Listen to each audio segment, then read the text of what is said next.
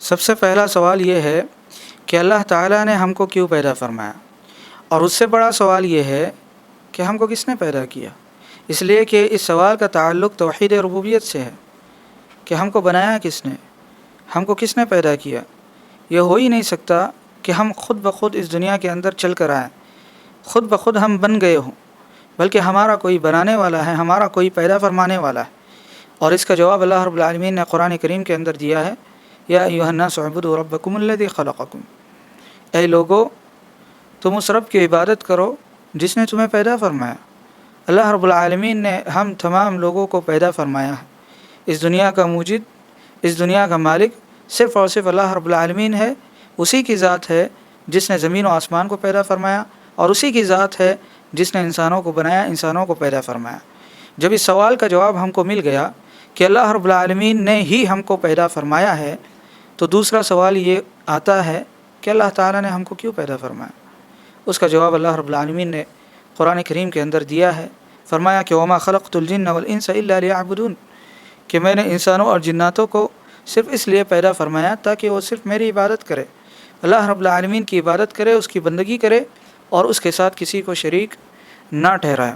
اس کے علاوہ حدیث میں اللہ کے نبی علیہ الصلوۃ والسلام نے ذکر فرمایا کہ اللہ رب العالمین کا حق بندوں پر یہ ہے کہ وہ اس کی عبادت کرے اور اس کے ساتھ کسی کو شریک نہ کرے۔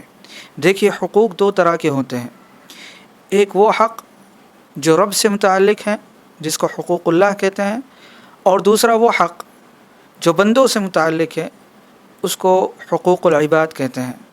دونوں حق کا ادا کرنا ہر مسلمان کے لیے اور ہر انسان کے لیے ضروری ہے۔ اللہ تعالیٰ کا حق کیا ہے؟ اللہ تعالیٰ کا حق ہمارے اوپر یہ ہے کہ ہم اس کی عبادت کریں اور عبادت میں کسی اور کو شریک نہ کرے۔ کیوں اس کی عبادت کرے؟ اس لیے کہ یہی ہماری زندگی کا مقصد ہے۔ بہت سارے لوگ نہیں جانتے کہ ہم اس دنیا کے اندر کیوں آئے، اور اللہ تعالیٰ نے اس دنیا کے اندر ہم کو کیوں بھیجا۔ اللہ تعالیٰ نے ہمیں مارس کے اوپر کیوں نہیں پیدا فرمایا؟ اللہ تعالیٰ نے دنیا کے اندر کیوں ہمیں رکھا؟ اللہ تعالیٰ قرآن کریم کے اندر ارشاد فرماتے هو الذی خلق لکم ما فی الارض جميعا، زمین میں جو کچھ بھی ہے اسی نے تمہارے لیے پیدا فرمایا، انسانوں کے لیے پیدا فرمایا۔ یہ ہوا دوسرے پلانٹس پر نہیں ہے، ہم ہوا کے بغیر زندگی گزار نہیں سکتے۔ آپ غور کریں کہ اللہ تعالیٰ نے انسانوں کو پیدا فرمایا، دنیا کا کیوں انتخاب کیا؟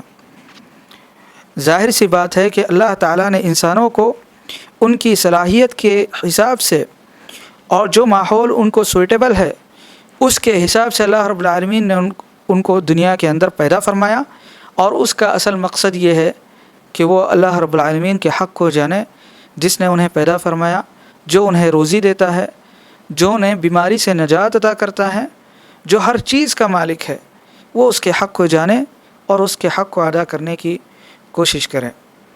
میرے بھائیوں، بہت سارے لوگ نہیں جانتے کہ اللہ رب العالمین نے انہیں پیدا فرمایا ہے، کس لیے پیدا فرمایا۔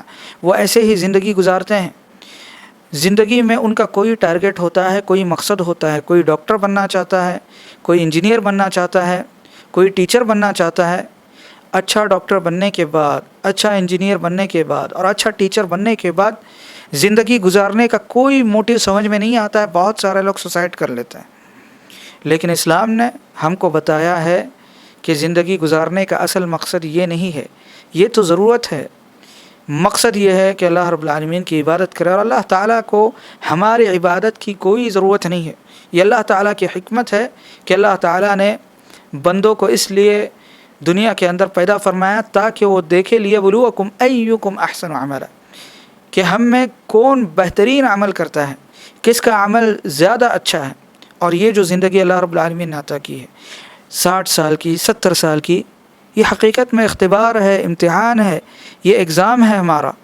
جس طرح دنیا کے اندر ایگزامس ہوتے ہیں، بورڈ کے ایگزامس ہو یا کالجز کے ایگزامس ہو، ایگزام کی ایک مدت رکھی جاتی ہے، 3 گھنٹے کا ایگزام ہوتا ہے یا 5 گھنٹے کا ایگزام ہوتا ہے۔ ہم کو بھی ایگزام کی ایک مدت عطا کی گئی ہے، جیسا کہ اللہ کے نبی علیہ الصلوۃ والسلام نے اپنی امت کے تعلق سے بیان فرمایا کہ اعمار امتی ما بین 60 الی 70، او کما قال علیہ الصلوۃ والسلام، کہ میری امت کی جو عمر ہے 60 سے 70 برس، جو جی سکتا ہے 60 سے 70 برس، اور بہت کم ہے جو اس سے تجاوز کر جاتے ہیں، یعنی 70 سال سے آگے جیتے ہیں۔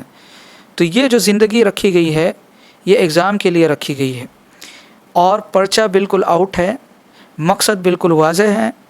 ہمیں اللہ رب العالمین نے دنیا کے اندر اس لیے بھیجا، اس لیے پیدا فرمایا ہے تاکہ ہم اس کا حق ادا کریں اور بندوں کے حقوق بھی ادا فرمائیں۔